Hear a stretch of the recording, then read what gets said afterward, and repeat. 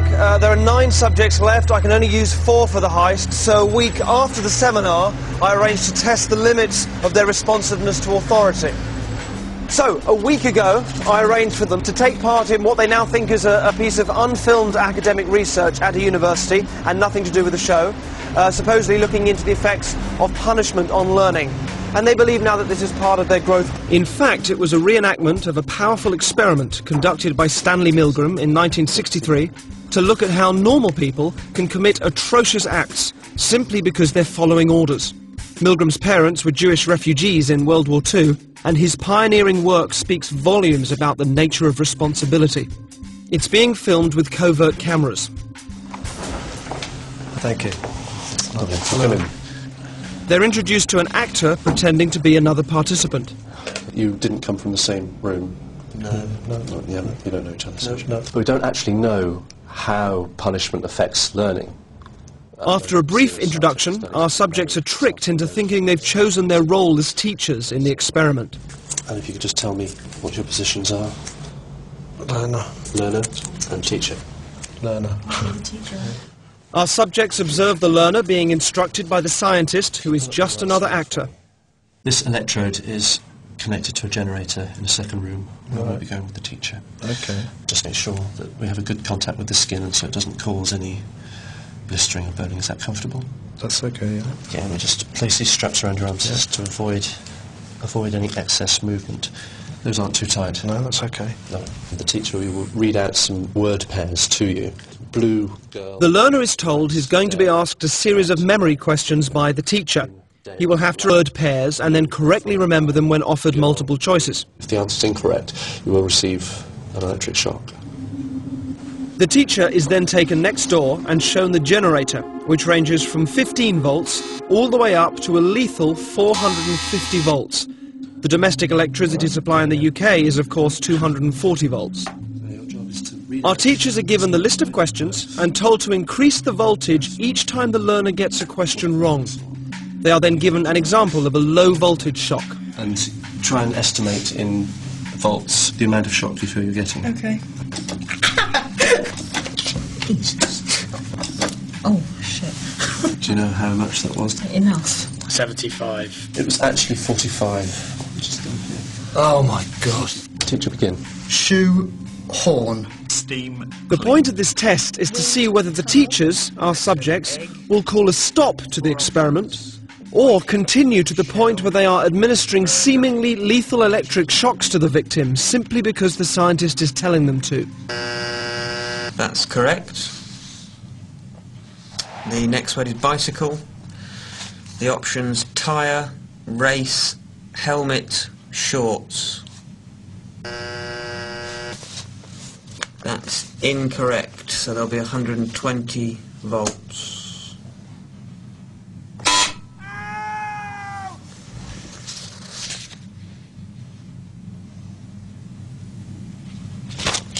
I don't think I want to do this anymore. If you could continue, please, teacher. There is... No, I don't think I'm going to do anymore. The experiment requires you to continue. Yeah, even so, I don't think I'm going to do anymore. Correct. Miss Captain. According to plan, our accomplice provided many wrong answers. Each protest was coordinated to a particular shock voltage on the generator, and his responses were played via a CD. That's wrong. 150 volts.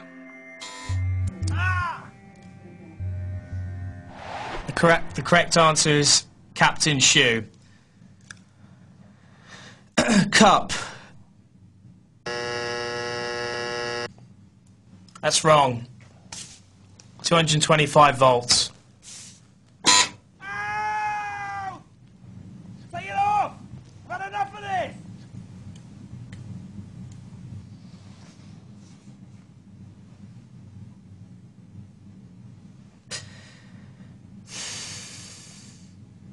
He's in a lot of pain, Continue, please. but he's not comfortable. We must continue to the end of the experiment.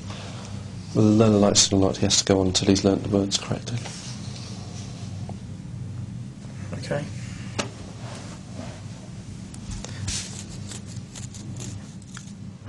Forest. That's wrong. 240 volts.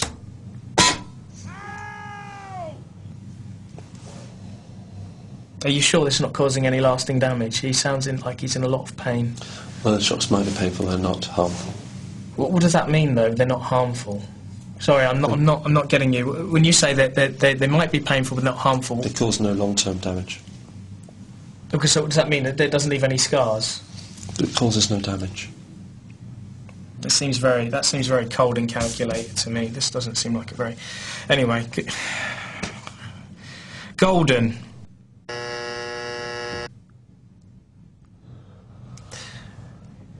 That's wrong, mate. 300 volts. Ow! That's enough! I refuse to answer anymore! Just let me out! Staple. The options are diet, jar, balcony, and bowl.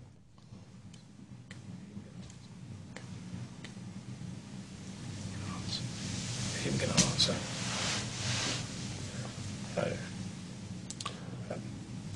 If the learner doesn't answer in a reasonable time, say 4 to 5 seconds, then you have to treat the answer as wrong and follow that procedure. Did you hear that, learner? Just any response, mate. Come on. Wild guess. Please continue. 345 volts, if you're still with me. I'm sorry. I can't do this, honestly. Can we stop this experiment? Because I can't do this. If you don't continue, we'll have to discontinue the experiment. Yeah, okay, fine. That's fine. I'm not going to do this. Incorrect. 405 volts.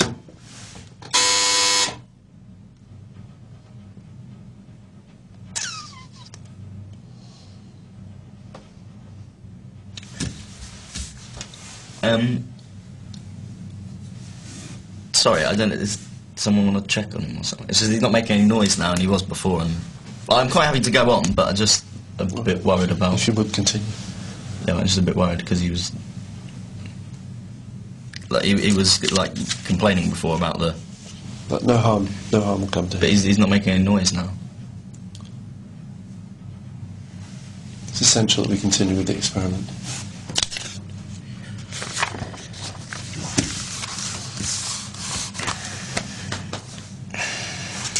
Balcony. Incorrect.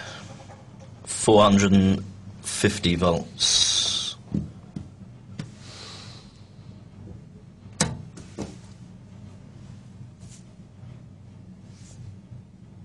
You promise he's not. It won't. Please continue with the procedure. You say it hurts, but it's because it's like it says they're dangerous in a shot. It'll be all right. Yeah. Please continue.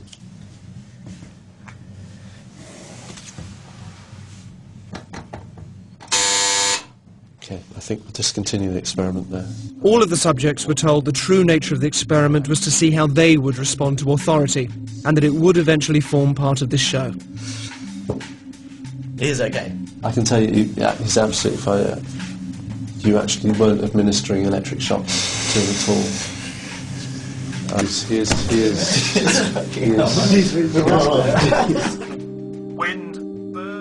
In the original Milgram experiment, psychologists were asked to predict how many people would continue to the point that they were administering the highest shock on the board. Their prediction was 1/10%. They were wrong. The results of our experiment were almost identical to the original. Over 50% of participants continued up to 450 volts.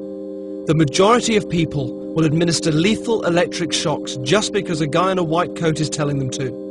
450 volts. 450 volts. 450 volts. 450. So after the results of the Milgram experiment, I've now chosen my 4 subjects that will go forward for the heist. Phil was impressively resourceful when he was caught stealing sweets, and held in his anguish during the Milgram and Defy the Scientist. I did want to include a woman in the group. Jen was the only subject to take a long time to recover after the Milgram experiment, so I felt I shouldn't use her. Veronica didn't steal from the shop, So that left Vicky.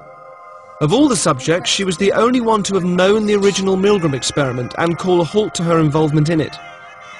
Can I just say, I can't do this because I've heard of this experiment before. So I think she'll be quite interesting to use, although I don't know if she'll actually take the bait or not. Ali stole most from the shop, seems to be highly responsive, most outgoing, and seemed most happy to continue the experiment until he was stopped. Well, shouldn't it have made more notches on the thing? I'm sorry. Danny stopped the experiment, but in such an outspoken way that I suspected he would have real strength of character to bring out. It's not even reacting anymore.